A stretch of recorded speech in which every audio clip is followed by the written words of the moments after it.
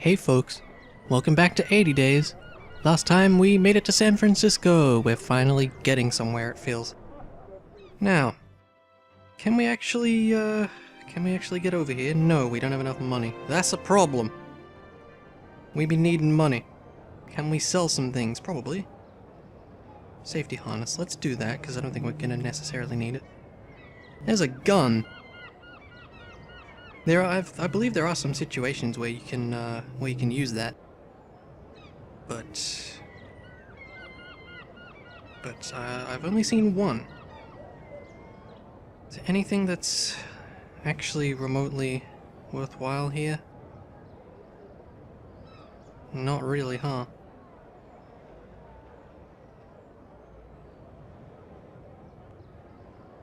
Okay. Well, I guess we're gonna need to go to the bank. Ugh, this sucks. I knew there was gonna be money issues. I knew it was gonna be bad. £1,000 tomorrow. That works. That certainly works. Let's do that. Yep, that's all good. I kinda skipped over the text there, but... So, let's just double check how much it is. Hopefully it'll still be around tomorrow. Departs at 5, we're gonna miss it anyway. 1,100, yeah, that'll just barely work. I hope I don't have to, like, wait a week for it to show up again or something. That would be really annoying. I headed towards Chinatown to eat. It was a warren of crowded wooden and brick houses, temples, businesses, herbalists, laundries, and market stores selling fruit and flowers. I was interested in conversation, so I decided to approach... An older man in European clothes, who offered me a cup of green tea when I introduced myself. Thank you. I breathed in the herbal aroma, and gulped the hot tea down quickly. That is most generous. He chuckled and smoothed his crisp shirt. Many of my friends, they say, Lynn, you talk to foreigners, you wear their clothes, and I say to them, I am American now. And you are too. He pointed at a young man with his hair in a queue. Look at him, with his old-fashioned hair. There is a law against it here, but he wears it like that, the fool. What a ridiculous law. But that is your tradition. Why is there a law against it? I asked. It hurts no one, surely. We must let go of our old culture, Lynn counseled. We are American now.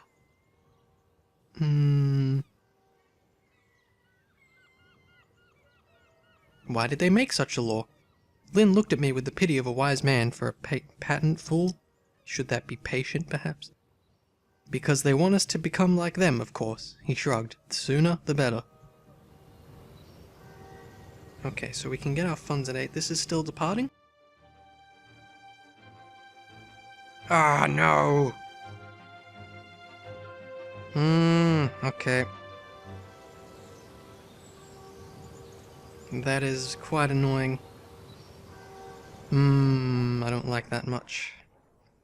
At least we've got the money for it now. But... so it's in 2 days. Maybe we can just go to the bank again. Otherwise... I didn't see this. We can go up to Gastown. 200. Why don't we do this instead? This is something a bit different. Sure, let's do it. Let's do something different. Oh, we get a little gyrocopter. Amazing! Yeah, I haven't done this before, so this will be something different. We took passage with one Monsieur Williamson, a dark-haired, keen-eyed fellow with a magnificent leather coat and, more relevantly to our requirements, a well-used gyrocopter. Do you make this journey often? I inquired. Every month, he told me, jovially enough. The city folk in San Francisco can't get enough furs, and I visit regularly to ply my trade. That's a good point. I could not see any space for cargo, and... repeated my observation to him. He laughed. On the southbound journey, the furs were piled high where you and your master sit, he said, though not as high as I might have liked. His voice roughened. I've had a bad season. I am sorry to hear that. Ah, well, he grimaced. Sometimes luck goes against you. That is the way of the world. We make our own luck, I think, said I, though I could not help but chuckle, though it is not always good luck, I grant you. Monsieur Williamson chuckled, and we began our journey north companionably enough. ceasing our conversation only when the sound of the gyrocopter's blades against the wind muffled our voices. The only problem with this is, as I've said, I feel that if you're not going east, you're not making progress. Unfortunately, we're going north right now, but we'll figure things out here. Oh, do we know where some places go? Ah, we do. Interesting. We might as well go along this route a little bit.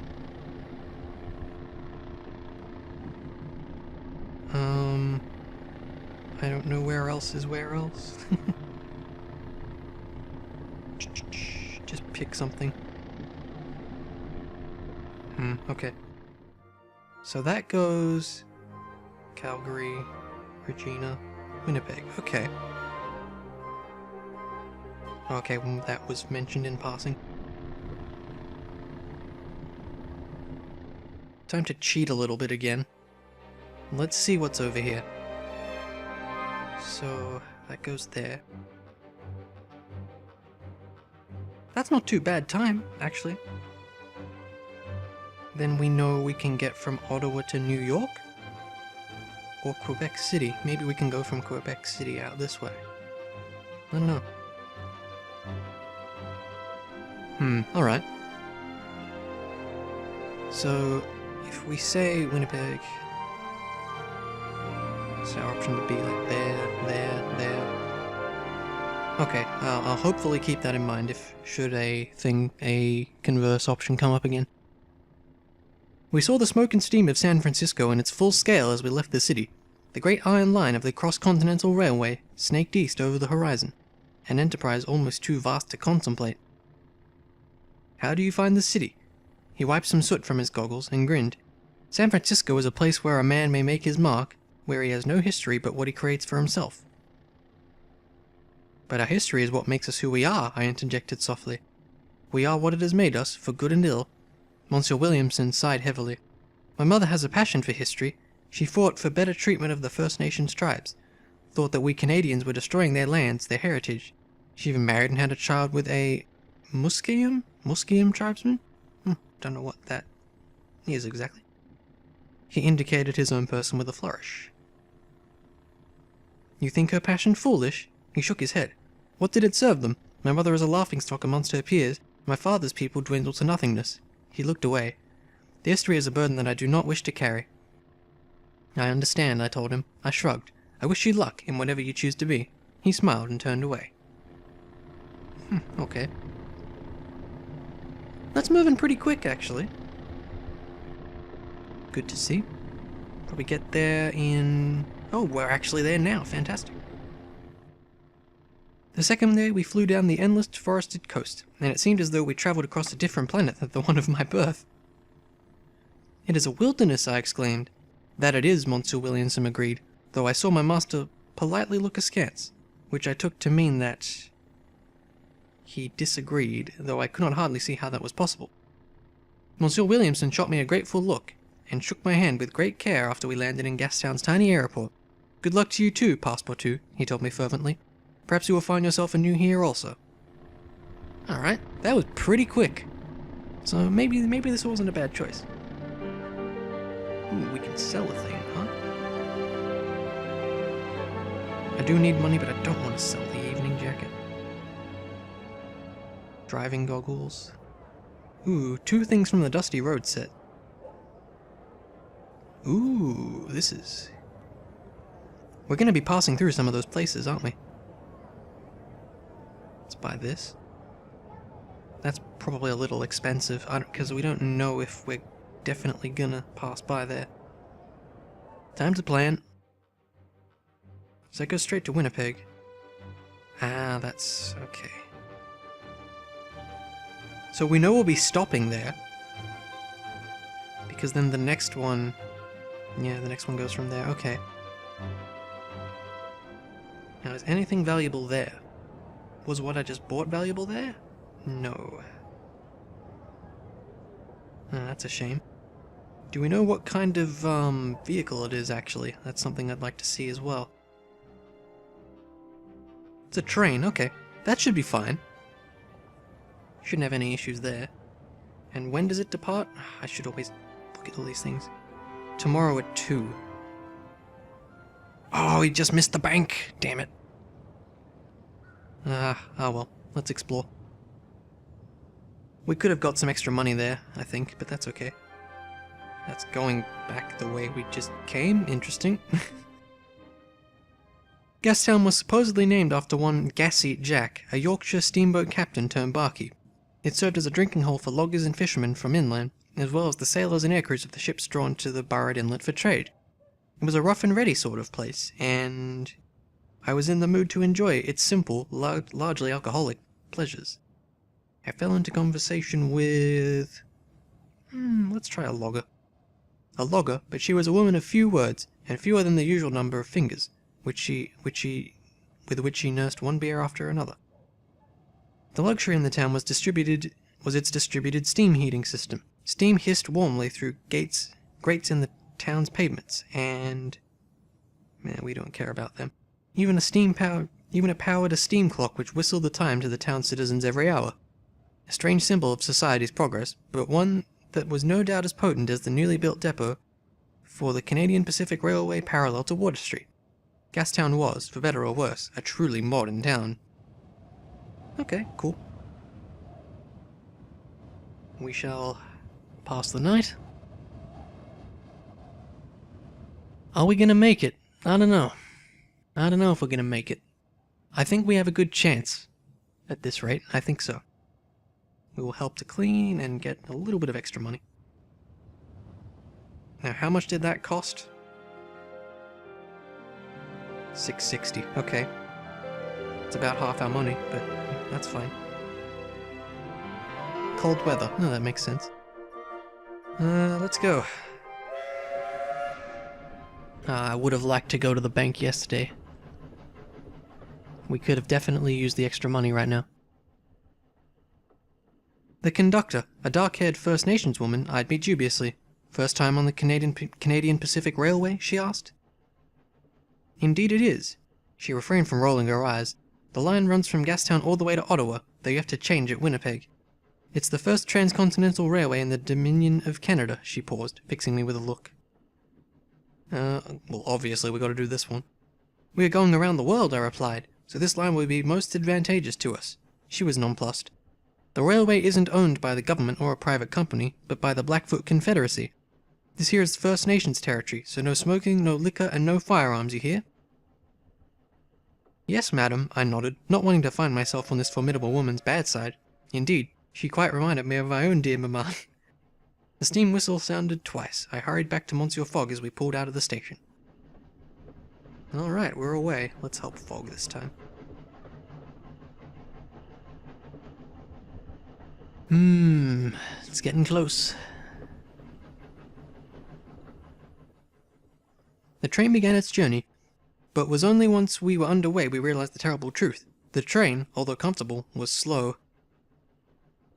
And a full journey across Canada was going to take over a week, not including times for changes.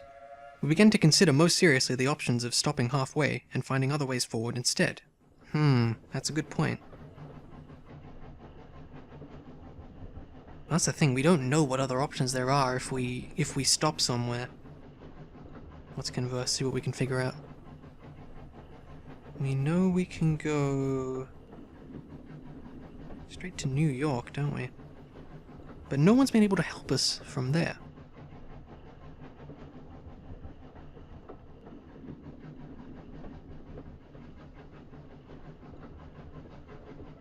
Sure, why not? I'm sure it is.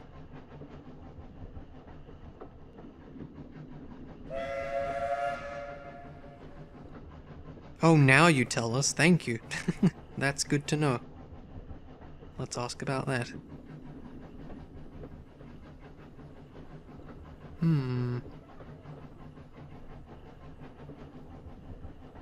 Okay, good to know. Because I think Snowdon, that was just at the edge of the UK, right? I think I noticed that earlier.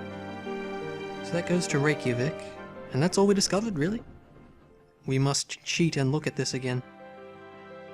So, we can get from New York up to here.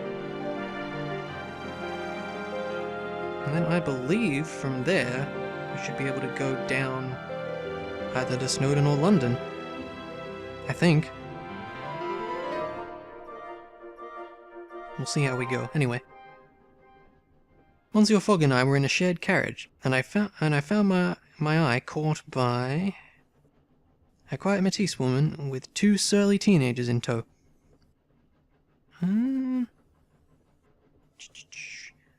Where are you headed? I asked curiously. Calgary, the woman replied, casting a quelling glance at the teenagers. Our aunt lives here. Perhaps she'll have better luck getting my brothers to listen. Hey, why not? I'm going around the world, I announced, seizing upon the statement as a distraction from her troubles. The girl gave me a quizzical look, but seemed happy enough to while away the afternoon listening to tales of my travels with my master. Even the teenagers stopped their dark looks and sniggers for at least an hour or two. Day 60, Monsieur Fogg murmured that night in his sleep, and still some distance yet to travel. So that'll come up at the end of whatever you're doing, like, just on day 60, I think. That's something to worry about. I think we might make it at this rate. I think if we do make it, it's gonna be pretty close. But we'll see.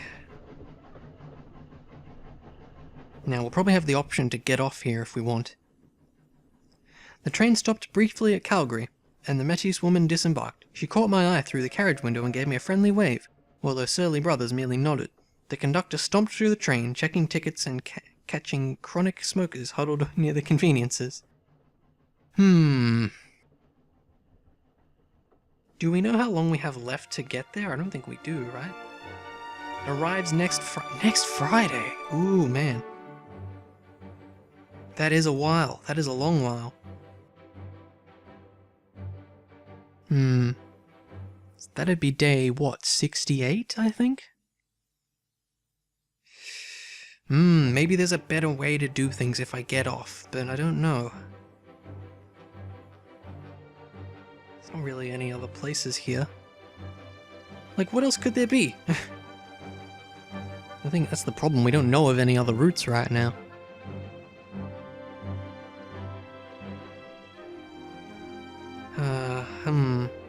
What was that thing we bought valuable in? London, how useless. It is valuable in Ottawa, which is where we're gonna have to stop, isn't it? Oh no, it was Winnipeg that we have to stop in.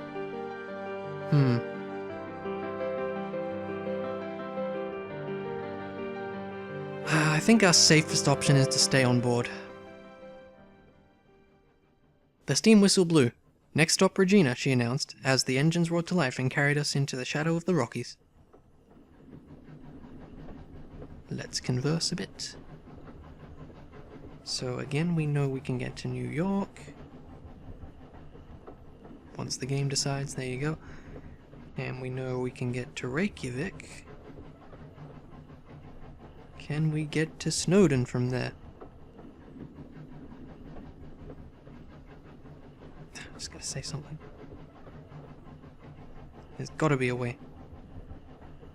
What else is close by? I don't really know.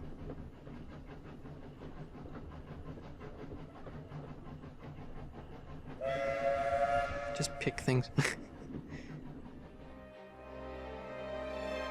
What? Oh, that's down in South America, I think. We're not going that way, I can tell you that.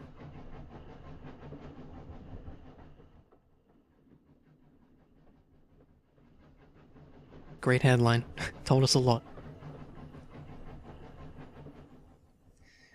The lunch carriage was abuzz with gossip.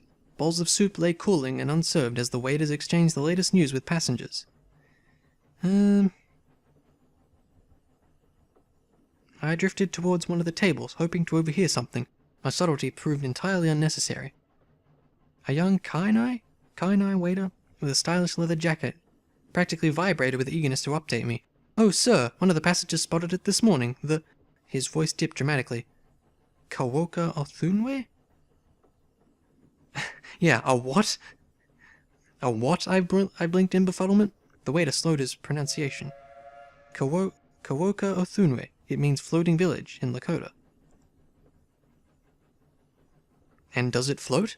Oh, sir, some say it is a myth, a village that floats in the sky. But look! The man completely ignored me, pointing out the carriage window and garnering the interest of several onlookers. It was seen near Regina by someone on this very train only this morning. I held my tongue and listened. After all, perhaps there was some truth to the man's rather, spectacular claims. The second waiter seemed as overexcited as the first. "Oh yes, ladies and gentlemen, it's true."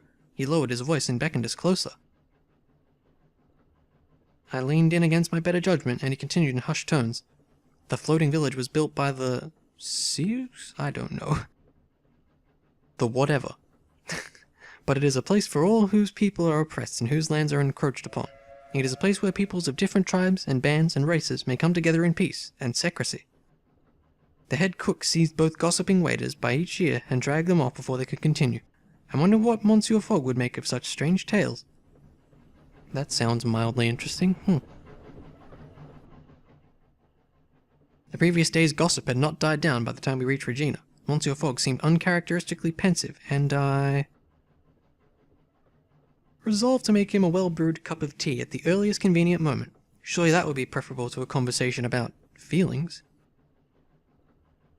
Maybe we'll ask. "Do you wish to disembark here?" I asked him. He considered the matter for a moment, then nodded sharply. A capital idea, and that was that. We quickly gathered our things. "I wonder if there really is such a thing as a floating village," he murmured, then seemed to shake himself. "Come along, Passepartout," he said sharply. "There is much to do." Zoot laws, how I worry for my master with each passing day. Okay, so we've gotten off. That's fine. See what we can figure out here. Not much currently, it would seem. Yeah, it's gonna come in the next 3 days. Well, I guess something will happen if we take the hotel here. Or I guess we'll have to explore tomorrow. Monsieur Fogg and I have been banned from ever returning to the town of Regina. Parbleu! I am veritably seething from the injustice as I write this faithful record of what transpired. Truly it was only a small disturbance, barely even worth mentioning. It began with the punch. I neither threw the punch, nor was I in its path, but I did, unfortunately, happen across an alley in time to witness it. It was 3 against 1, an unfair fight, and the victim went down on with a hard thump, blood spraying the wall. Ooh. I caught a glimpse of pain in those dark eyes before they shuttered closed, and the man's assailants began to kick the prone man's form. All 4 of the men were First Nations, though the victim was dressed in a coat, jacket, and cowboy boots, hair-cropped clothes, while his attackers were in traditional clothes, hair in braids under their thick hoods. I admit I cursed under my breath at the sight before shouting at them to stop. They barely looked up, and the meanest-looking one of the bunch aimed a particularly vicious kick at the fallen man's head. Oh man. I feel like if we attack them, it's gonna end badly.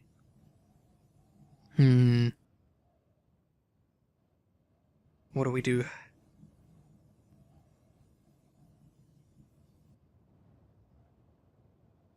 I'm not happy about it, but I think we're gonna look away. I winced and turned away, hearing the kick connect with a sickening crack. I couldn't help heaving my guts up all over the alley floor. Dimly, I heard a thready, pain-filled moan. It seemed I was not so easy with the sight of blood and sudden violence. I straightened up and wiped my hand across my mouth before looking about, hoping my moment of weakness had passed unnoticed. Alas, turning away from the alley, I found myself face to face with 3 rough-looking white men with pistols slung low about their waists. The meanest-looking one peered into the alley behind me and then gave a sneering look. "Playing lookout for your buddies back there, eh?" Ooh. "Are you here to help?" I asked hopefully. "That poor fellow's rather outnumbered." "Bloody savages," one of them spat, and I bristled.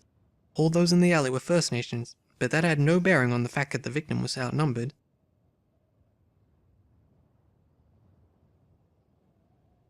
Still, they were here to rescue an injured man, and so I kept my mouth shut. The fighters in the alley caught sight of us then, looking over with expressions of disgust. "Ah, you're here," the eldest of the 3 attackers said with a sneer.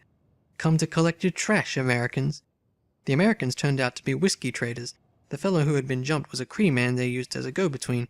Apparently he had been trying to sell liquor, illegally, to some of the First Nations teenagers at the nearby Sioux Reservation. and being caught out by a group of concerned and angry parents.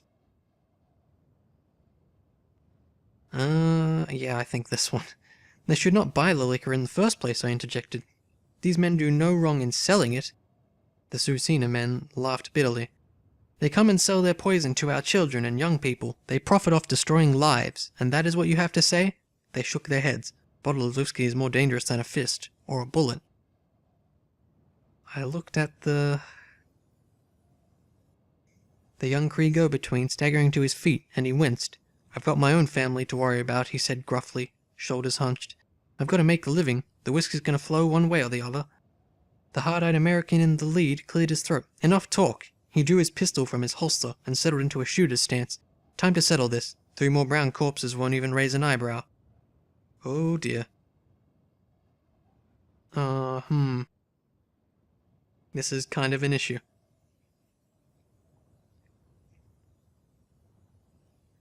You know what? I think I'm just going to stay out of it. I dived behind a dilapidated crate for cover, hoping the others were smart enough to do the same. Unfortunately, the Cree youth had exactly the same idea, and we collided beside the crate. We ended up in a tangled heap on the alley floor as a bullet whizzed past, just where my head had been. He shot at me, I cried, feeling rather chilled at the prospect. Mon Dieu, this was getting serious. The youth cast me an unreadable look and scrambled to his feet. He ran over to the whiskey traders as fast as his feet would carry him, and I didn't blame him in the least. But something tumbled out of his pocket and landed in the dirt. A rectangular device, blinking with green and yellow lights. Maybe we'll just take that, yeah? I slipped it into my pocket, deciding I would examine it at a more opportune time. The whiskey traders marched away with their charge, and by the time I dusted myself off, the Susina men had made themselves scarce as well. I'm probably saying all this horribly wrong, but anyway. All that remained was yours truly in an alley with bullet shells and blood splattered in the dirt, which was of course when the Northwest Mounted Police arrived and arrested me. Oh no. I was released in a matter of hours with a stern warning, though I protested my innocence. I gave Monsieur Fogg, a full accounting of my actions, despite the tightening of his lips. I think, he said after a chilly silence, that we have quite worn out our welcome in the city, Passepartout. It is past time to be on our way. Ooh boy. So we got a thing, didn't we? Ooh, it sells for a lot in Quebec City, huh? Might want to look into that. Let's explore next, because we probably need to find a way forward here. Hey, what's this? Where does it go? Toronto, okay, that might be good. Still only planning, though. Tomorrow at 8. Oh no, it's 1,000. This might be a problem, because there's no bank here. We could sell some... Oh, we've got this, actually. Let's sell that for a start. How much does this sell for, should we want to? 74. If we can get there, we should. Okay, we're 80 pounds short. That's fine, we can make that up, I think.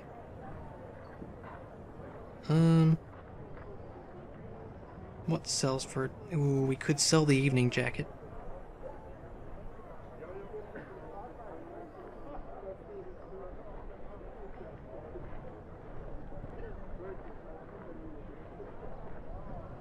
Just thinking here.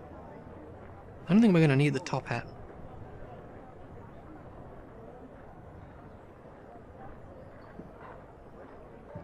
We'll probably sell the cigarette case as well. There we go, we've got our money at least. Let's move this over here. Now, what is all this?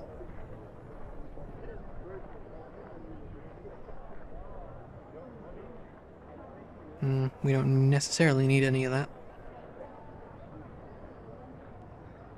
Yep, that'll do it, I think.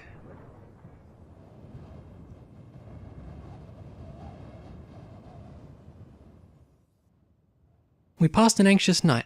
With our 80-day deadline looming, every sunset seemed to carry extra weight. Yeah, I know, right?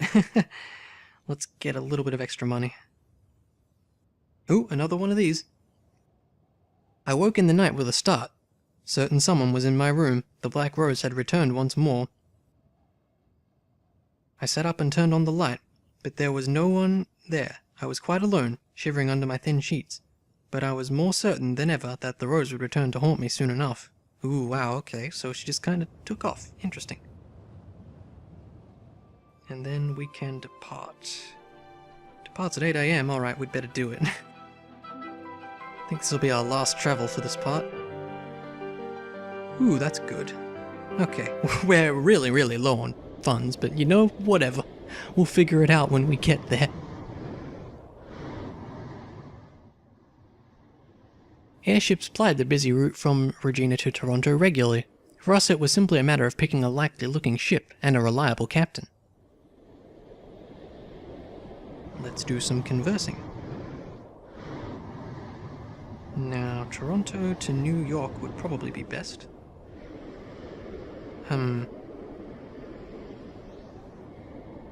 Quebec City, maybe? Through Ottawa, huh? Let's see. I would think New York would be a likely option. Potentially Ottawa, potentially Quebec City. Alright, that's fine. We took passage aboard the Crimson Petal, a Savarkar Atmotic, no doubt brought over to Canada by British forces, then sold off when the army withdrew. My master would no doubt be comforted by the thought that British boots had walked the airship's corridors, even if that time was long past. I settled into the cabin I shared with Monsieur Fogg, and let the whir of the engines lull me into sleep, but I felt a buzzing in my pockets when I climbed into my berth. I rummaged around, curious, and pulled out the mysterious device the Cree youth had dropped. Its lights were flickering orange and blue. Strange, but it seemed harmless enough. Ah, mes amis, how wrong I was. Oh dear. This may not have been the best decision.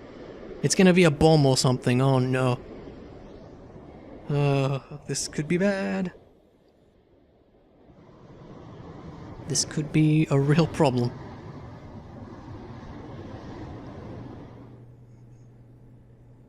I awoke in a strange compartment, with my hands bound to the bedpost. Oh dear. I looked around for Monsieur Fogg and saw him in similar straits, stretched out on the berth across from mine. He did not look all that sanguine, and I fancy I heard him mutter a curse under his breath. The compartment door slid open, admitting a tall, imposing woman in her prime. I am Winona Fire Thunder, of the Oglala Lakota tribe. She threw the mysterious device, now utterly quiescent, at my feet. And you are whiskey traders come to open a new market, aren't you? This is all a misunderstanding, madam. I put on my most innocent face. Not an easy feat in bondage, mes amis, but needs must when the devil ties one up, as they say. Her face remained unmoved. Then why do you have one of our stolen signal devices? That's how we tracked you down. It was the Cree boy who stole it, I insisted. You would say anything to save your worthless hides. Save your breath for the council. They're the ones who will decide your fate. Who is this council you speak of? I asked. Madame Fire Thunder glowered once again. We will reach the council tomorrow. I would get a good night's sleep if that is even possible for the likes of you. With that, she swept out, leaving Monsieur Fogg and I with increasingly unpleasant ponderings. This is bad. Oh, where are we even going now? Going somewhere. Oh dear. There be problems. There be lots of problems. Winnisk, apparently. Oh no, this is bad. Madame Fire Thunder dragged us from our cabin late in the afternoon. We have reached our destination, she said gruffly. I looked out of the observation windows and saw nothing but clouds. The woman laughed as we gained altitude. Look closer. I could not help but... Ooh. I didn't actually pick one. I could not help but gasp in outright wonder at the sight before me. Before you is Kawoka Thunwe, the floating village.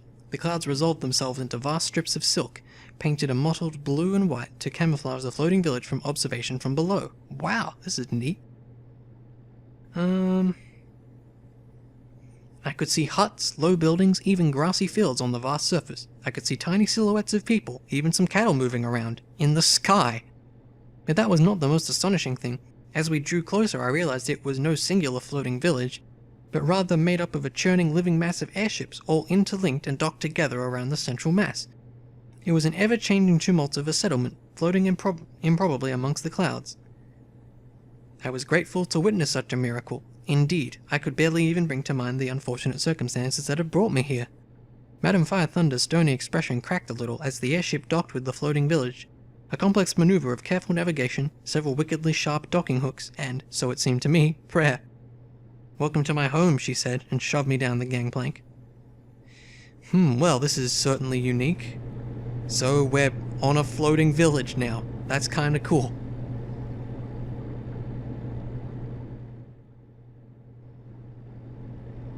Oh, well, we're flying along now, that's good. Maybe this might work out. If I had thought Madame Fire Thunder imposing, then the members of the council were downright terrifying. Every one of them had dark, intelligent eyes set in wrinkled faces, and many wore elaborate headdresses of bead and animal horn. They introduced themselves gravely. There were 10 members of the council in total, 5 from the Sioux tribes, 2 Algonquians, 1 Iroquois, and 1 Cree, and 1 forlorn temporary member, who seemed to represent miscellaneous others, though they put it in fancier terms. "These are the whiskey traders," Madame Fire Thunder announced, pushing us before assembled councillors. "I found them, as I promised I would." "We are not whiskey traders." I could not help a little huff of irritation. "This is most vexing." "Silence!" Madame Fire Thunder shouted, as the councillors began to murmur to each other. "Show some respect." What do we do? I feel like I should probably tell the truth, but I don't know if they would even believe it. We don't know what lie we've come up with. Let's just tell the truth. I told the absolute and unvarnished truth, even though it seemed improbable even to my own ears. I started to the end of my tale and looked at the impassive faces of the council. I searched each pair of eyes for sympathy, and fancied I saw a glint of it here or there, or so I hoped. What would they do to us if we were judged guilty? They conferred for a moment, several languages and unfamiliar dialects flying through the air, before the Cree councillor took to deliver the verdict. "Jean Passepartout and Phileas Fogg, we find you," he paused. "Not guilty." Wow! I did not expect that. Okay, awesome. Madame Fire Thunder pressed her lips together and blew out her breath. "It seems we owe you an apology. Me in particular." "Oh, well, we've got to be smug here. I told you we were innocent. I could not help but feel a certain vindicated glee." "You did indeed," she gritted out, leading us to a spacious hut in the central area of the floating village. "I hope these accommodations will suffice until we reach Quebec City, in 2 days' time. That's the closest it's safe for us to dock."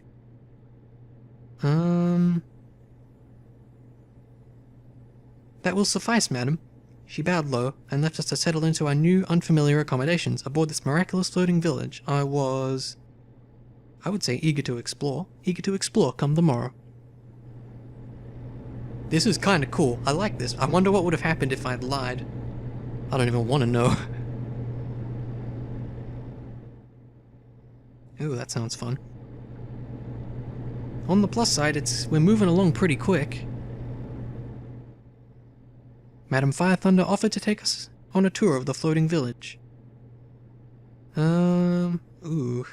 We might want to stay with Fogg, but I'd like to see what this is all about, so let's say this. "Where shall we begin?" I asked brightly. "Right here." The woman motioned at me to follow her. As she spoke, Monsieur Fogg, alas, declined to accompany us. "This is the central reservation, where we grow some of the food required to feed our population. Most of the important landmarks, too. The council house, the rainwater reservoir. Many members of the Sioux tribes live here, as well as honored guests such as yourself." "Who built this place?" I asked in awe. "A mix of Dakota and Lakota engineers working as American slaves." She looked away, jaw tightening. "This place was a prototype, a floating reservation, somewhere convenient to dump our peoples after they stole our land, but we seized it from our masters and made it our own." I'm curious. "And what exactly is it that you do?" I couldn't help but add, "apart from kidnap innocent travelers, that is." Madame Fire Thunder blushed, much to my surprise. "Occasionally we sneak back over the border on rescue missions, but mostly we are a spark of defiance, a story to be told in the dark when all hope seems lost." I returned to Monsieur Fogg late in the day, my head rattling with Madame Fire Thunder's words, and the idea of hope kindling in the dark. This is all pretty interesting, I have to say. Ah, we're nearly there. Cool.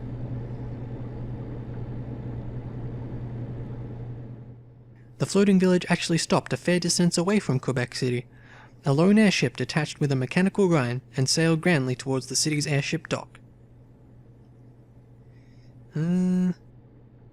Why exactly are we raiding around? I asked impatiently.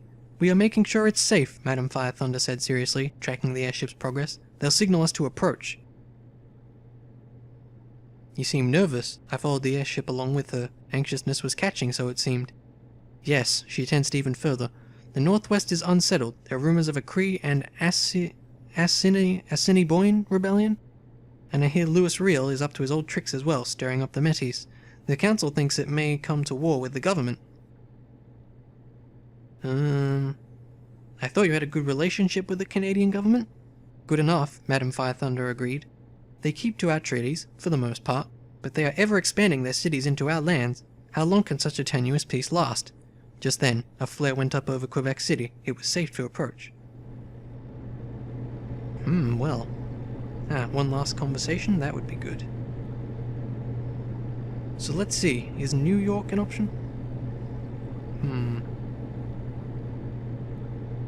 What else is close by? Ottawa's back, isn't it? I think.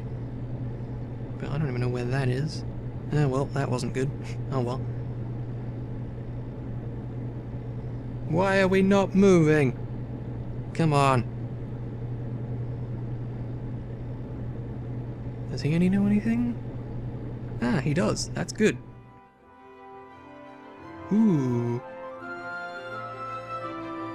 I'm thinking we might want to go there. Madame Fire Thunder watched over us until we disembarked, waving us off aboard a smaller airship with a smile. We landed shortly afterwards, and a First Nations woman in the red-jacketed uniform of the Northwest Canadian Mounted Police checked our papers and ushered us into the hangar, declaring, "Welcome to Quebec City, gentlemen." Lovely. It's day 71! I hope we can do this.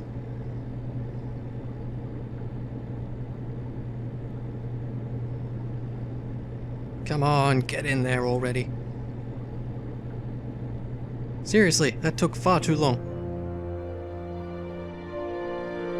But I think we'll leave it off here for now. I imagine next part will be the last one. At least I hope so. Question of whether we'll make it there in 8 days now, who knows. But anyway, we'll figure that all out next time. So for now, thanks for watching, and I'll see you around.